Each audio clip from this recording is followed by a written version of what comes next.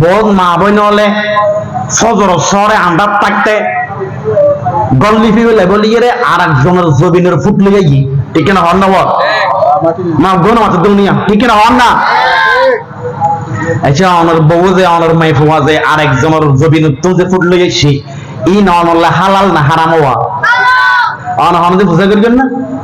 গল্লি pay দিয়ে গরম মধ্যে গুঞ্জ থাকতাম দেওয়া হনদে বুঝা করবেন না এই হাত জবিনের ফুটাই নিয়ে যে বুঝা করবেন না ওয়া তো আমার গরম মধ্যে আমার বউ গজব গলা দিকে ঠিক না হন না ওয়া এটা হারাম আরেকজনের জমিনের ফুটলো এটা গগন লিখতে দেয় কিন্তু হারাম অনলাই যাইস নাই আচ্ছা এটা যেটা হারাম যে গর হারাম কে গরম মধ্যে ফেরাস্তা ঢুকিয়ে নেবো এটা লনগর বরহন নাই দিদি ইসলামের পঞ্চম খলিফা উমর ইবনে আব্দুল আজিজ রাহিমাহুল্লাহ তিনি একদিন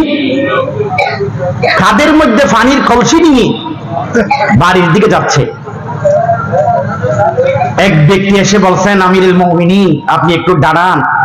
আপনার সাথে কিছু কথা আছে তখন তিনি দাঁড়ালেন আর ওই ব্যক্তি কথা শুরু করলেন তখন ওই ব্যক্তি বলছেন আমিরুল মুমিন আপনি কলসিটা ঘোড়াটা মাটির মধ্যে রাখেন কারণ আপনার কষ্ট হচ্ছে ফানি কাদের মধ্যে আপনি আমার সাথে কথা বলছেন আপনার কষ্ট হচ্ছে কলসিটা মাটির মধ্যে রাখেন তখন উমর ইবনে আব্দুল আজিজ বললেন না আমি মাটির মধ্যে কলসি রাখতে পারবো না আপনি যদি কথা বলতে চান এই অবস্থায় বলেন আমি কথা বলবো কিন্তু আমার কলসি আমি মাটির মধ্যে রাখতে পারবো না কেন কারণ এই যে কলসি যেটা এটা ভিজা কলসি কারণ পানি আনার দেয় ভিজা কলসি এই কলসির তলার মধ্যে পানি আছে ভিজা নাই পানি আছে আমি যদি এই কলসিটা মাটির মধ্যে রাখি আমার কলসির তলার মধ্যে পানি আছে তো কলসিটা মাটির মধ্যে রাখলে পানির সাথে মাটি লাগবে আর এই মাটিগুলো আমার কলসির মাধ্যমে আমার বাড়ির মধ্যে যাবে আর আমি যদি আমার কলসির মাধ্যমে আরেকজনের মাটি যদি আমার বাড়ির মধ্যে নিয়ে যাই আমি আরেকজনের হক আমার বাড়ির মধ্যে নিয়ে গেলাম কিয়ামতের দিন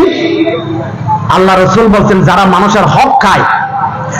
যারা মানুষের সাথে প্রতারণা করে ফাঁকিবাজি করে তারা জাহান্নামে যাবে সুতরাং আমি আরেকজনের হক খেয়ে জাহান্নামে যেতে চাই না তুমি কথা বলতে চাইলে এই অবস্থায় বলো আল্লাহু আকবার বলো